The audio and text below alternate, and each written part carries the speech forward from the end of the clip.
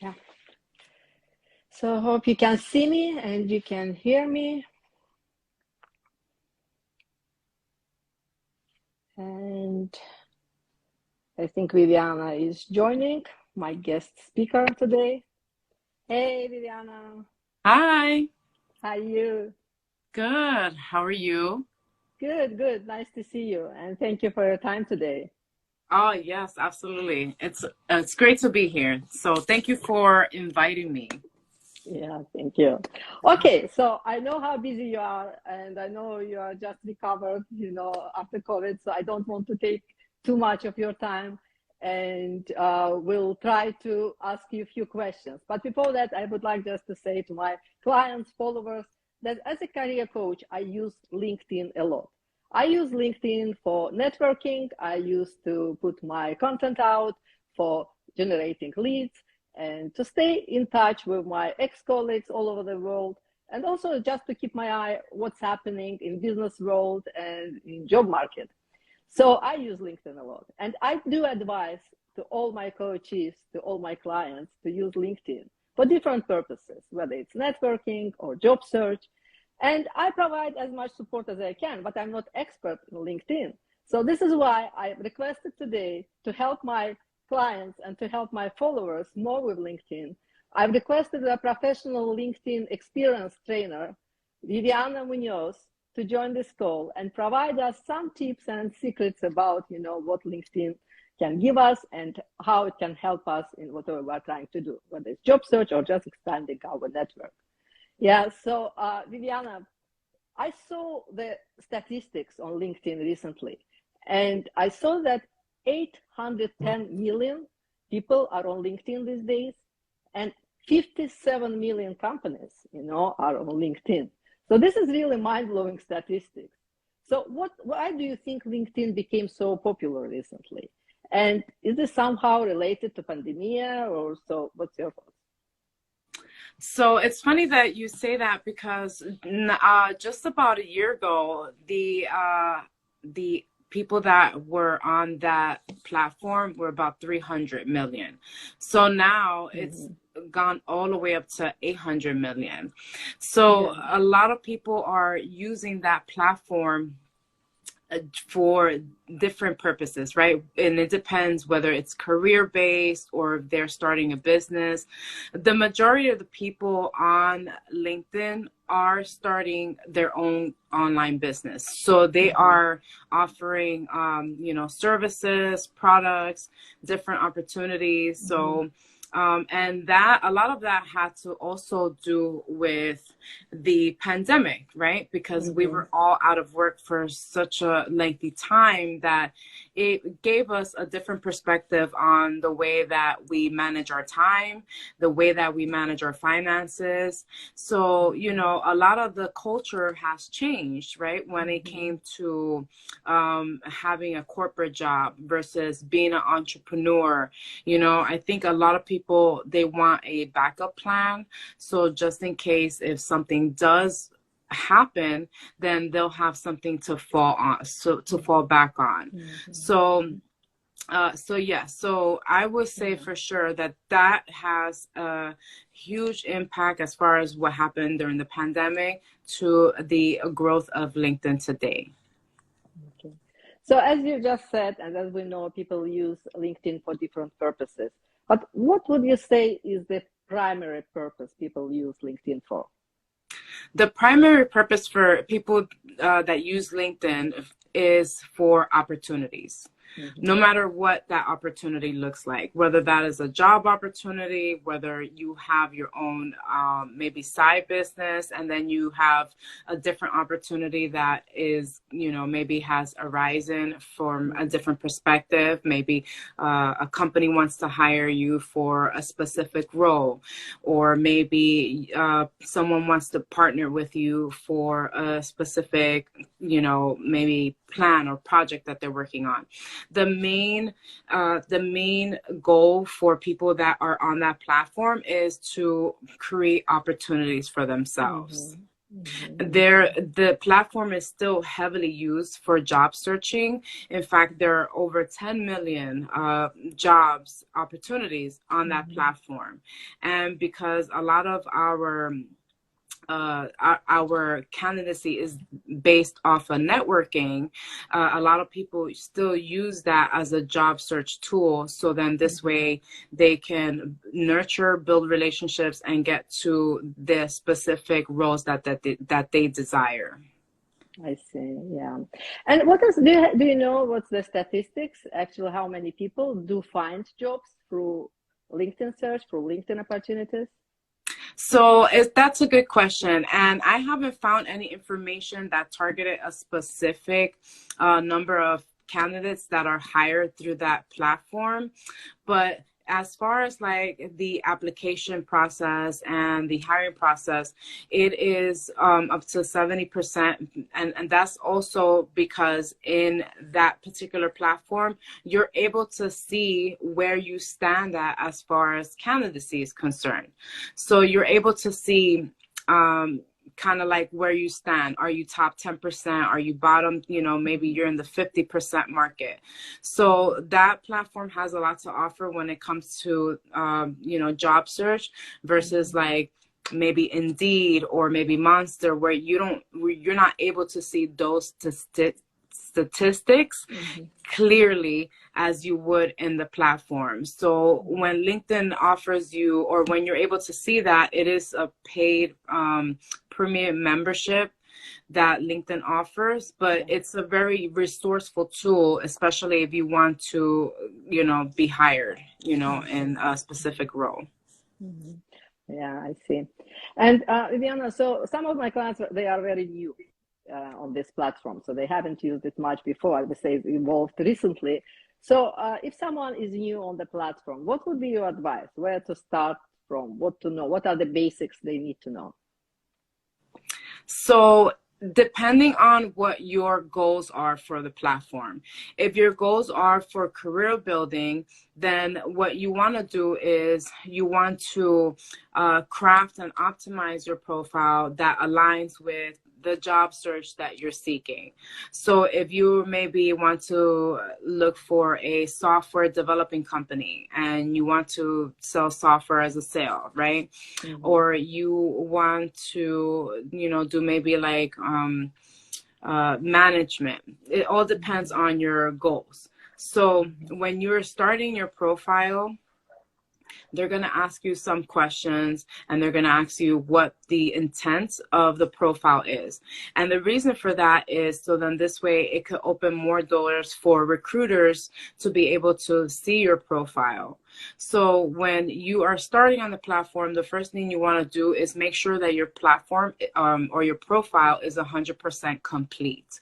That is one of the things that people fall short on, that they don't have a really good profile, or maybe their banner doesn't seem right, or their headline, whatever the case is.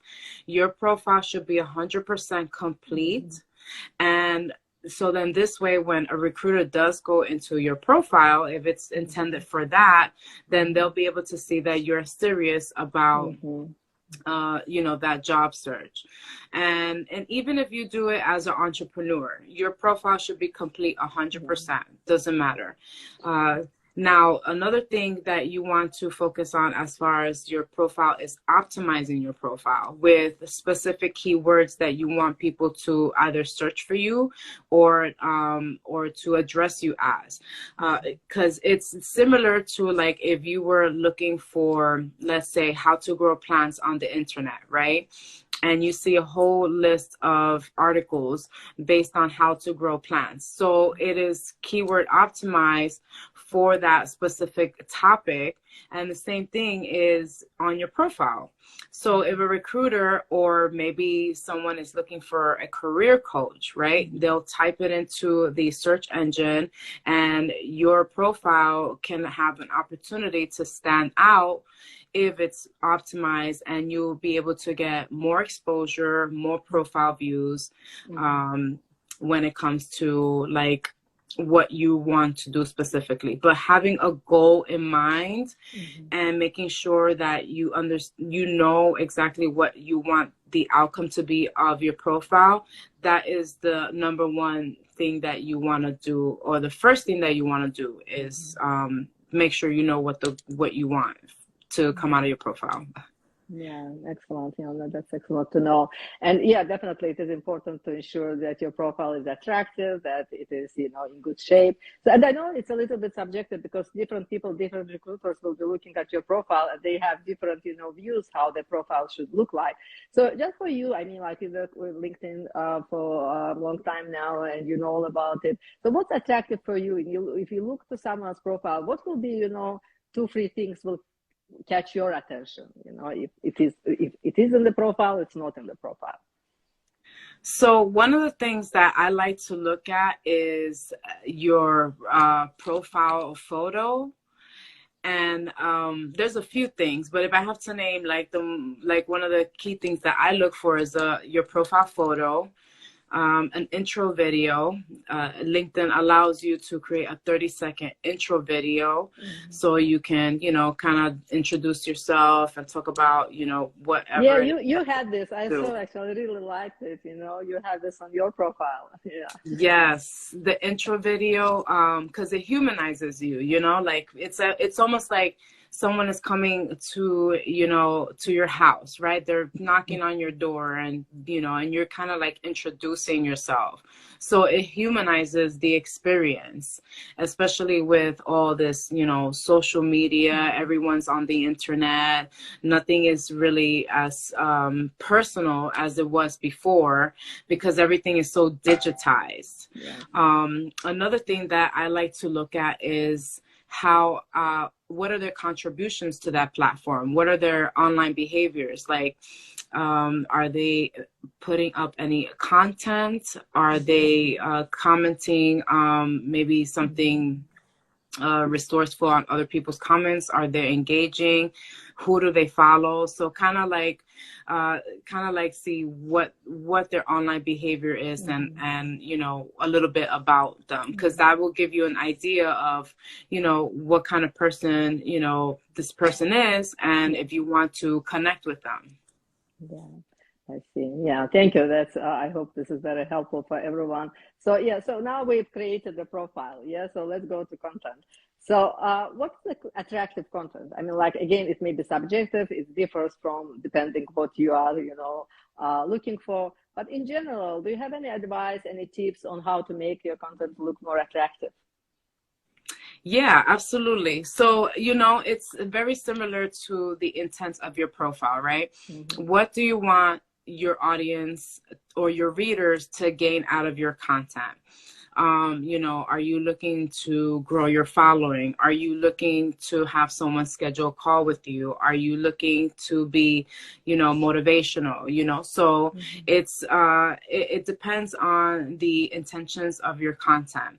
Now, as far as like top performing content is concerned, it's going to be a lot of storytelling, like putting yourself out there and talking about, maybe your experiences in life, your challenges, who you are. And a lot of people they don't like that exposure, right? So they don't really like to put themselves out there, they don't really like to maybe do videos or so. That creates if you create more videos and you humanize yourself, it creates more opportunities for you. So that would be considered essentially like a good content is just being relatable, and not only being relatable, but also letting people know what your values are and if it aligns with their values. Excellent. Thank you. And it's of course it's good to have a lot of connections. And I know like algorithm of LinkedIn is that when you are connected with someone, his or her connections see you as well. So, but there are also followers. So what's the difference between followers and connections in LinkedIn? That's a good question. So followers are essentially people that, well, let me backtrack. So LinkedIn only allows you to have 30,000 connections. Once you've reached 30,000 connections, everyone has to be a follower. Mm-hmm. So you have, and depending on, you know, what you use your profile for, you know, if you're using it for business, then you want to have a certain type of people in your connections, Mm-hmm. because you want to be able to see what they're doing and you want them to see what you're doing. When someone is following you, they see what you're doing, but you don't see what they're doing, Okay. unless they are connected to you in either a first, second, or third degree connection. Or unless you follow them as well, right? Right, exactly, unless you follow them as well. So considering that you only are allowed 30,000 connections, right? You know, assuming that everybody wants to reach that goal, right? That's a lot. Right. So, you know, assuming that everybody wants to reach that goal, because again, you create more opportunities for yourself. So you want to be mindful of who you bring into your connections. So you want to make sure that you are getting what you create, the impact that you want to create on your LinkedIn profile. And then your followers, they could just be, you know, your followers. You know, if they like your content, you start building a community, you start putting yourself out there, people are going to want to follow you. It would just come naturally. Yeah. So, I mean, in general, so it's good to have lots of followers and connections. I mean, like, we need to try to get connected, and the more people will follow us, the better, right? So the more people will see what we put out. That's right. Yeah, so I could tell you, like, based on my experience, I have been averaging lately, actually from March, right? I track my following.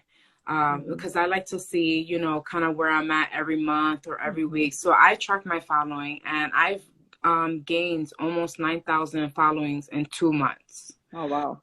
So my account has been growing rapidly. Now, I've also experienced that I've created more opportunities for myself, because now more people are interested in the things that I have to say. They're interested in things that I put out there. So now you start turning into an influencer, you know, but your reality, you know, I mean, you're selling yourself, you know, you're just being yourself. You're not, you know, this is who I am, X, Y, and Z.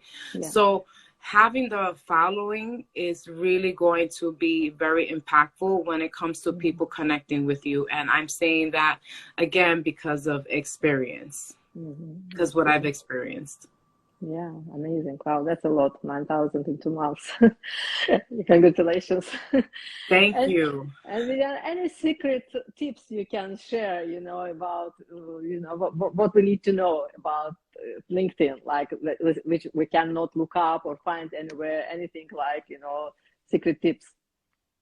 So the secret is to be consistent. I mean, as hard as that may, like, that, as our cliche, I should say, as that may sound, it's very difficult for some people to stay consistent.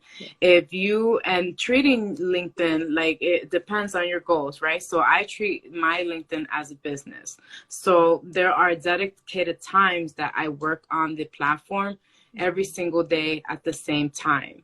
So that's where the level of consistency comes from, because people, they see that you show up for yourself, and they also see, you know, that your account is growing, and they want to be able to, they aspire sometimes to be that way, right? To stay committed. So if they know that you're going to show up for yourself, then you're going to show up for them the same way, you know? As far as, like, exposure is concerned, if you comment and engage on the platform for half an hour before you actually post, then a lot more people are going to see your content. But if you post without no engagement, then that's where you're falling short in the algorithm, because it's all that's why they call it social media, because they want it to be social. So if you want to have more traction on your profile, you want people to comment more, you want to build that brand authority, then you want to engage half an hour before you put your content out, and then you'll start seeing people, they'll start actually seeing your content on their newsfeed. This is really good tip. So actually, before posting anything, you go to, LinkedIn, you start looking what people posted, you start, putting your comments, liking, reacting, yeah. And then after that, you put your content and more people will see it. Yeah. Amazing. Actually, I think LinkedIn is really interactive, platform. It's probably more interactive than other social media platforms. So it's because a lot depends on how you interact with others rather than just putting your content, which is great. Thank you so much, Viviana. That was really helpful. I hope everyone who joined our call, and thanks for joining, found this really helpful. If you have any questions, you always can send these questions to me or Viviana, and we will respond. And or any comments, any feedback, any reactions, so will be very appreciated as well. Thank you for your time, and thanks to everyone who joined us today. Bye. All right. Thank you, guys. Thank you for having me. Thank you. Bye. Bye.